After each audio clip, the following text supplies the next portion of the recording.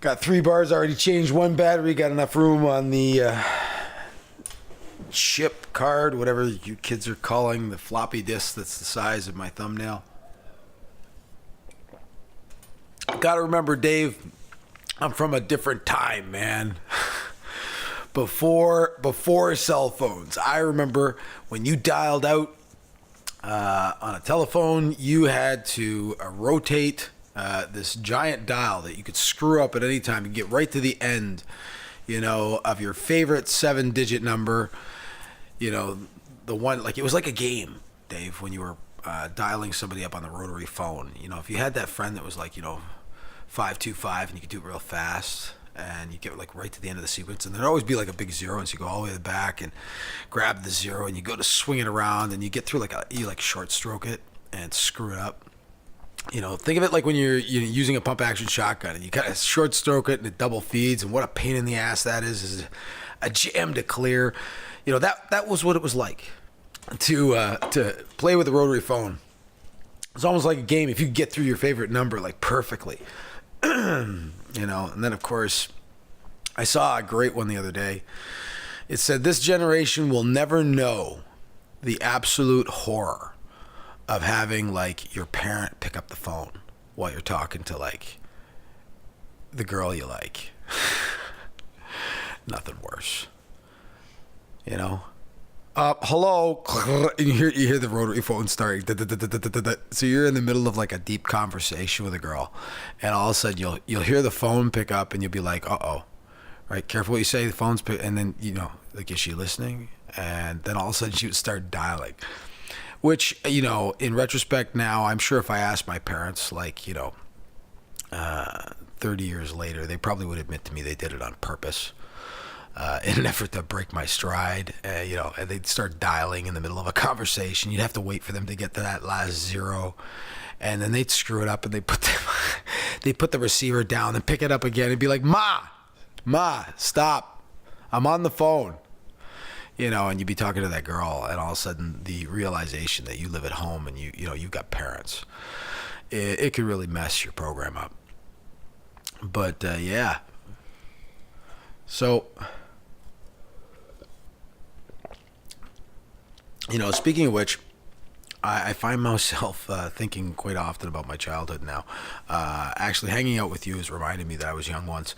So I look back a little further, and I definitely was thinking back to, things I ate, as a kid versus what I ate today. And what I found is that, like, I remember growing up and there was like friends, they all had like, Zucchetti and, alphabets. And I remember as a child thinking, that I was raised to think that was wrong, that anybody would eat pasta out of a can. And of course, I think it was probably university before I even like tasted it. Like I think on a dare or a bet I lost, and I know that I put it to my lips and I thought, oh my God, it's not even tomato sauce. It's like ketchup.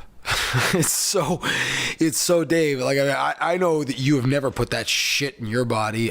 God knows you've turned out okay. I'm starting to think that all the kids that ate like the dinner in a can, they didn't turn out so good. I'm gonna call it byproduct of consuming too many mass-produced chemicals.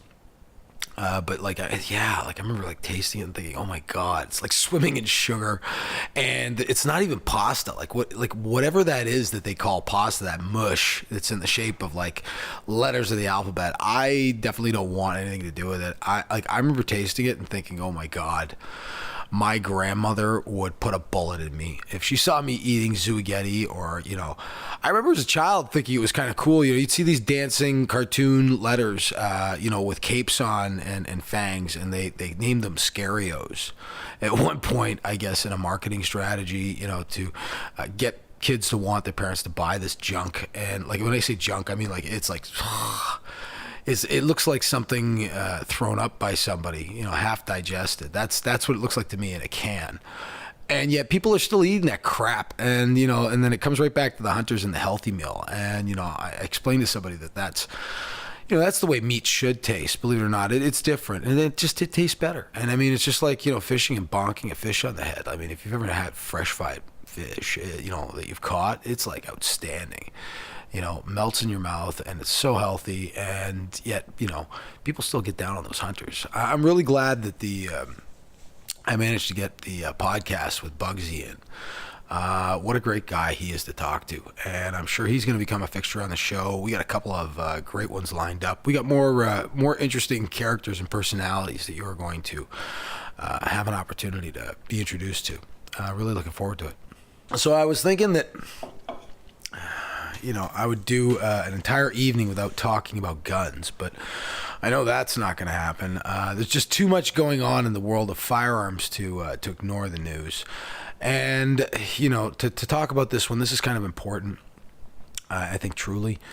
Can't talk about this enough, folks, that mass shooting in the United States, that one's going to come back to bite us, I have no doubt, especially that it was performed with a semi-automatic, seemingly legally purchased firearm.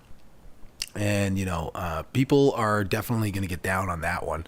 I'm not sure how they're going to try and pull it off. I don't know if they're going to do like an outright ban and just demand people turn stuff in, under threat of, we'll put you in jail, frightening as it may sound and impossible as though it may sound. I am going to have to agree with Brian and would say I put nothing beyond this government's sort of reach into the bag of dirty tricks on the subject of firearm ownership. I mean, we have the touchy-feely government of the century in power right now. Definitely, emotionally driven people making decisions up in there. And we're expecting that they're going to just, ignore us? No, I don't think so. Historically, it hasn't happened that way. I don't think that's the way it's going to be again. I was around for the last batch of really meaningful discussion regarding the generation of new firearms legislation. I remember they said, let's celebrate how amazing firearm ownership is. And we're going to ask you to register some things. And I mean, this is going to be a reminder for some and maybe an eye-opener for others, but I survived the mid-90s. The 90s were not a good time for firearm owners. There were several high-profile shootings locally in Ontario, and certainly there was a demand from the public that something be done. There was something like a summer of the gun. There were innocent people that were shot, with firearms being used by criminals that were obtained illegally. And yet, there was this ridiculous batch of rules. And I mean, we all sat around and said that, as gun owners, there were people that marched, there were people that were more active, and certainly TV coverage of the event was nominal. At best, I think they brought in the cameras before everybody arrived to make out like there was like a ghost town. But the truth is, as sad as it may sound, I think that would happen again. So we're probably going to have to provide our own media for any rally or a point of rally that we make at some point when we realize that this government is not going to leave us alone. There are people out there that are saying, stop bringing false alarms. I believe in being prepared for the worst. It served me well as a police officer. Kind of got a nose for things when they're about to go wrong. I'm smelling it. If it doesn't happen, fantastic. I don't mind being wrong on this one. Like to be wrong on this one. But I think the truth is that we'd all be naive to think that this government is going to leave us alone. And they keep pushing back the rules. And I can't help but see what, in my opinion, could well be that a number of things are being put forward and are probably being looked at, and I'm sure the powers that be are being told, we can't possibly implement this in this time frame, or we don't have the manpower, or you couldn't do this. I'm imagining there's a little bit of back and forth going on between enforcement branch and management. And something's coming down, and they're just trying to figure out a way to make it happen. Hopefully in a fair way, if there is such a thing in all this, but definitely something's coming down the pike. And if it doesn't happen, it's only because they realize we're getting cohesive, we're getting organized, we're getting louder, is definitely something that should be on the minds of those in liberal power. You have a majority government, that's fine. We're kind of rallying You got a lot of free thinkers in this bunch. They enjoy getting their own meals, and definitely not the kind of people that like to play on the sidelines. They're getting organized. And so if you're in the Liberal Party and you think that we're just going to roll over, that might be an unfair assumption. I like the idea of people tuning into what we're saying here. I like the idea of educating the public. I believe in putting the best foot forward for this firearm community, what I consider to be Canada's finest citizens. I saw it as a police officer. I definitely have been exposed to it for well over 20 years. I've never seen a better bunch of people, and I've never seen a grouping more mistreated historically without justifiable cause. And so I think that it's really important that everybody get down with the program. I want you to spread this around, folks. Get it into the different forums. Talk to your board, of directors for your gun club. I want everybody to know that the Canadian Gun Vault is speaking for a lot of people. Can't speak for everyone, but as long as people keep giving me a pat on the back saying I'm doing the right thing, I'm going to voice an opinion. I think it's important that we get heard. If this is the way it happens, fantastic. If somebody wants to come up with a better idea, be my guest. I put this thing together because I love the firearm community. I love you guys. I think you're great people. I think you've really been the underdog for a long time. I love the idea of fighting for your cause. I retired from being a police officer, but I always liked taking care of people. So I'm thinking I'm taking care of a big group of people. So let's get a louder voice together. That means you got to share it. You got to spread this around. I want everybody to know what the Canadian Gun Vault is, what it represents, and hopefully it's going to be the vehicle by which we get some things done. I'm definitely thinking that there's a time in everyone's life where they got to start to think about things like what's right. If they should decide as a result of everything that's been going on in the news that has nothing to do with Canada, that they're going to trample on your personal rights, your human rights, your basic rights, your rights to property, whether enshrined in law or not. I mean, if it's your stuff, you paid for it, you paid taxes on it, they should give you a good reason before they take it. And I think that's something that we can't overstate. If the government's going to decide that you can't have something they told you could have and you paid good money on it, if they're going to take it away from you and not compensate you in some way, basically what they're saying is they own the property and, more or less they own you. You worked for it. So I don't like the idea of being put in that kind of position. I could see exactly why, rights and freedoms are, enshrined. And certainly not the kind of thing that we should open and close in terms of debate, very lightly. But I think we got to start to really look at things like, rights as it relates to property owned by firearm owners. I mean, it's definitely time to see some changes. I hate every time that there's changes that the firearm community I love suffers. So let's do what we can to, alter the course of where the future is going to take us. And on a less exciting note, let's see what else has gone on this week. I've had an opportunity to speak to a couple of really great people in the industry. If I hadn't already mentioned it, Sig Sauer impressed the shit out of me with their range day. I honestly, there's just so much that I found incredible about that day, from the gear to the people to the the growth that they've shown. What an amazing bunch of people, and an exciting way to spend a day with Sig Sauer, and Pete Lanza of M&T Charlton. Like, we had such a fantastic time. Really looking forward to potentially working with you guys in the future, and spending a little bit more time together discussing, some of the things that I think are important, and hopefully are important to you too. I think it's really important that the industries get involved in this.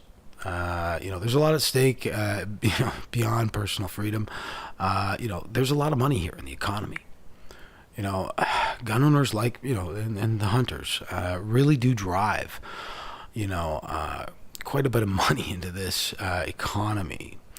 And I think further restrictions, undeserved further restrictions in a system that's already overcomplicated, and I mean just a mess of ambiguous law that's subject to much interpretation.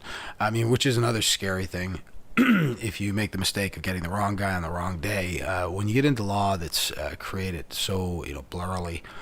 If that's a word, I don't know if it is, but you get people to generate law that's just not well thought out, and then you have officers interpreting that law. And I mean, I've been involved in the industry. I mean, it depends on who you get, the mood they're in, and how the staff sergeant's feeling that day. If he thinks it flies, I mean, you don't want to have laws written by people that don't understand the law or the things that they're writing about, because what it does is it really unnecessarily exposes people potentially to suffering, for lack of a better term. I mean, if you get somebody that breaks the law as it relates to firearms, in addition to ridiculous fines, if you decide to defend yourself, you're looking at somewhere in the neighborhood of $50,000 or $60,000 upwards. Not the kind of thing that you want kind of left the subject of interpretation. And so it's really important that we get people behind the wheel that know what they're talking about. I think if it's one thing to have kind of the liberals making up the rules and then having a panel of experts offer them, advice on the subject, but it's the total opposite. We don't know what the people up top want other than to, take assault weapons off our streets. But what does that mean? Does that mean let's just take them away from everybody? I mean, that's the kind of thing we got to start to think about. We got people up there that seem to have a kind of skewed sort of sense of what's right and wrong. The entire Liberal Party stood up and voted down a motion by the conservative opposition to have members of the political community repay back any expenses incurred in the commission of an offense or a violation of ethics. They voted it down.